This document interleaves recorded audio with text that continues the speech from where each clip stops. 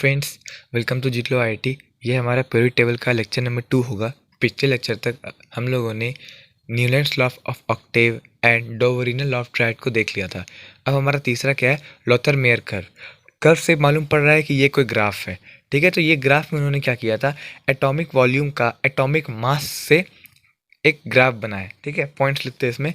तो क्या था, लोथर मेयर ने क्या किया था, ही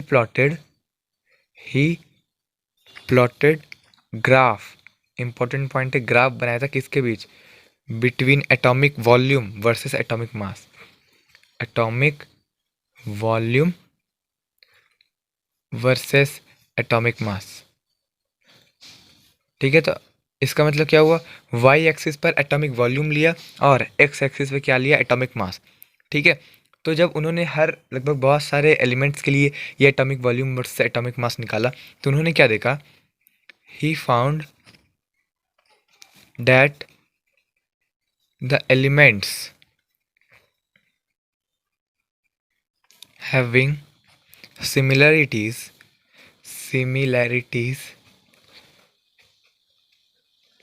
in their property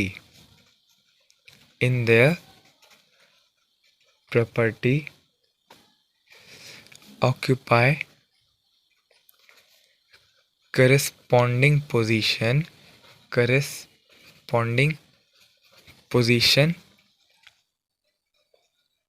in the curve। कहने का मतलब क्या हुआ कि मतलब जैसे अभी हम जान रहे हैं कि लिथियम, सोडियम, पोटेशियम, रुबिडियम, ये सब क्या है, एक ही ग्रुप के एलिमेंट्स है।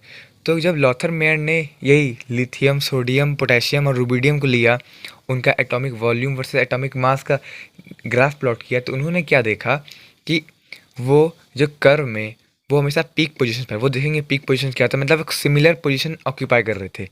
ठीक है, जो ट्रांजिशन एलिमेंट्स थे वो नीचे लो पोजीशंस में आ रहे थे। ठीक है, और ये सब अपन देखेंगे अभी, लेकिन क्या था कि दे occupy corresponding positions in the curve. ठीक है ना, तो इसमें क्या था, जैसे इसका ग्राफ अगर देखते हैं तो ग्राफ कैसा प्लॉट किया था उन्होंने, कुछ लाइक, ठीक है,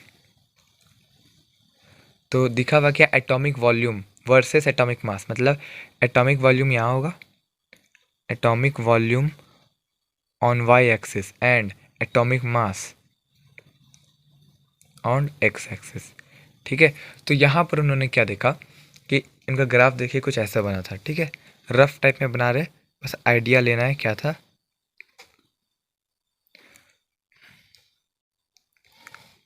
और ये इंक्रीजिंग होते जा रहा है, फिर थोड़ा और इंक्रीज,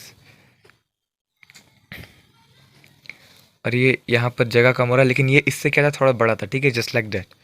ठीक है, और यहाँ पर कुछ ऐसा टाइप का था। ठीक है ना, तो यहाँ पर ये गैप थोड़ा सा बड़ा है, वो जगह कम था, इस कारण से ऐसा मैनेज करना पड़ा मुझे।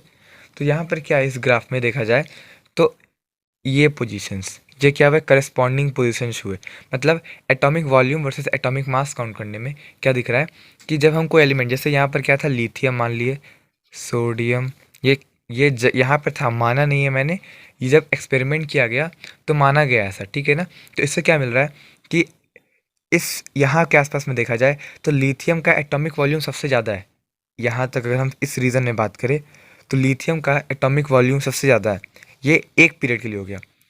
फिर उसके बाद आगे बढ़े तो फिर सोडियम आ गया, फिर उसके बाद पोटेशियम आ गया, फिर रुबिडियम, सीजियम, ऐसे करते उन्होंने ना देखा। ठीक है ना, तो और क्या था, जो इंपॉर्टेंट पॉइंट्स थे वो देखना था। ठीक है ना, इससे सवाल ज़्यादा इंपॉर्टेंट नहीं आएंगे, लेकिन वही स्कूल एग्जाम्स के लिए पूछ सकते हैं अच्छे से सवाल, जैसे कि इन एटम्स, ये जो एलिमेंट्स है ये क्या कहलाते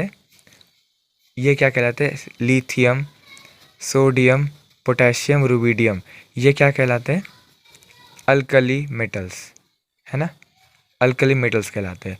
तो सवाल पूछा जाएगा कि जो लॉथर मेयर ने जो कर्व जो प्लॉट किया था उसमें अल्कली मेटल्स की क्या पोजीशन थी, तो जवाब क्या आएगा, पीक पोजीशन। क्या आएगा, पीक पोजीशन। सिमिलरली जो असेंडिंग पोजीशन, मतलब जो चढ़ने क्रम में जो पूछा जाता है, ये पॉइंट हो गया, ये पॉइंट हो गया, यहाँ पर जब अपन ये बनाए हुए, तो यहाँ पर क्या थे, हेलोजेंस थे, हेलोजेंस FCl Br I। ठीक है ना, अभी देखेंगे अपन हेलोजन, चैल्कोजेंस, वो सब देखेंगे, लेकिन आपको पहले से पता होता है हेलोजेंस क्या होते हैं, फ्लोरीन, क्लोरीन, ब्रोमीन, आयोडीन, वो कौन से जगह ले रहे थे, असेंडिंग पोजीशंस। ठीक है, डिसेंडिंग पोजीशंस ये हुआ, ये पॉइंट हुआ डिसेंडिंग पोजीशंस। तो डिसेंडिंग पोजीशंस पे कौन आ रहे थे? अल्कलाइन अर्थ मेटल्स, मतलब बेरिलियम, मैग्नीशियम, कैल्शियम, स्ट्रोंशियम, ठीक है ना। तो ये कौन से आ रहे थे? यहाँ पे डिसेंडिंग कर्व में, ठीक है ना। डिसेंडिंग पार्ट में कौन आ रहे थे? अल्कलाइन अर्थ में। ये सब लिखाएंगे, बस आप नोट करते जाइएगा, ठीक है। और जो यहाँ पर ये सब क्या हुआ? Trough, these are called troughs. और यहाँ पर कौन से पाए जा रहे थे? Transition elements. ट्रांजिशन एलिमेंट्स वो सब अपन देखेंगे, लेकिन आपकी जानकारी के लिए ट्रांजिशन एलिमेंट वो जो अभी अपन जो लेटेस्ट में जो पढ़ रहे हैं ना, मॉडर्न पीरियोडिक टेबल, उसके ये ट्रांजिशन एलिमेंट्स वो कहाँ पर आ रहे थे? वो ट्रफ पोजीशन, मतलब निचले पार्ट में आ रहे थे, ठीक है। एक बार फिर से देख लेते हैं। अल्कली मेटल्स कहाँ? पीक पे। असेंडिंग में हेलोजन, डिसेंडिंग में अल्कलाइन अर्थ मेटल, और जो लोअर पार्ट में थे जिसको हम लोग ट्रफ कहते हैं, उसमें कौन थे? ट्रांजिशन एलिमेंट्स थे, ठीक है ना। तो इसको लिख लेते हैं एक बार, ये आपको बस याद रहना चाहिए स्कूल एग्जाम में, या हो सकता है कि जेई के लिए मेंस में आपको 1 नंबर का सवाल, 1 नंबर नहीं 4 नंबर होता है ना, तो मेंस में आपको सवाल तो पूछेगा नहीं ऐसा, स्कूल एग्ज़ाम के लिए ही ऐसा रहेगा, ठीक है ना। अब हम ये जो पॉइंट्स है इसको लिख लेते हैं ताकि आप रिवाइज करने वक्त नोट कर ले, ठीक है ना। तो साथ साथ लिखते जाएंगे। क्या था पहला पॉइंट? क्या था इंपॉर्टेंट? कि जो अल्कली मेटल्स थे, पहले बोल चुका, बस उसे मैं डिक्टेट कर रहा हूँ, लिख रहा हूँ। जैसे लिथियम, सोडियम, पीडियम, सीजियम, ये कहाँ थे? Are found to occupy which position? Peak position, ठीक है ना। यही याद रखना है, पीक पोजीशन में कौन थे? अल्कली मेटल्स थे, ठीक है। सेकंड लिखते हैं ascending positions, ascending points in the curve are attained by halogens, right. वो सब ग्राफ जब उन्होंने प्लॉट किया तो उन्होंने उनका एटॉमिक मास, उनका एटॉमिक वॉल्यूम को कंपेयर किया, तब जाके वो इस रिजल्ट तक पहुंचे। ऐसा नहीं है कि वो बस देख के बोल दिए नहीं यहाँ पर हेलोजन आएगा, यहाँ पर अल्कलाइन अर्थ मेटल आएगा, यहाँ पर अल्कली मेटल्स आएगा, ऐसा नहीं है। वो जो ग्राफ, जैसे आप भी पॉइंट्स लेकर प्लॉट करते हैं ना, तो प्लॉट करने के बाद ही ऐसा मिला, ठीक है। और क्या था? Alkaline earth metals like second group के हो गए स्ट्रोंशियम, ये सब क्या हुए? और भी होंगे। वेयर ऑक्यूपाइंग डिसेंडिंग पोजीशन, ठीक है। असेंडिंग डिसेंडिंग पता होगा आपको।